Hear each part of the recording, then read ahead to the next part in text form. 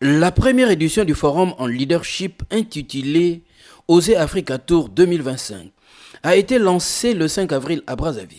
Pour cette première, qui a mobilisé plusieurs centaines de participantes, les échanges se sont focalisés sur 2 speeches, animés successivement par Sephora Kudjo ou puis Daniel Sassou Nguesso, l'hôte de l'événement. Il faut oser dans la vie, oser pour s'affirmer, oser pour surmonter les épreuves de la vie, oser pour partager ses expériences, oser pour donner un exemple.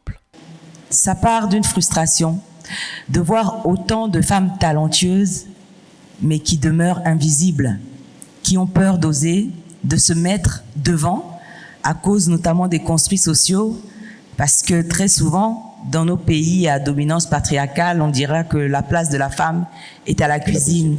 Et moi, j'étais lasse de m'être brûlé les doigts.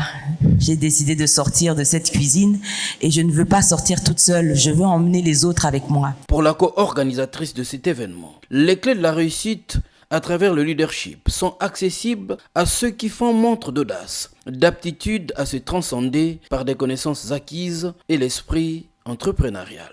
On voit aussi la nécessité de cette conférence de haut niveau qui se veut être une plateforme qui procure des outils à des leaders émergents qui veulent passer à échelle, tant sur la vie professionnelle que la vie sociale.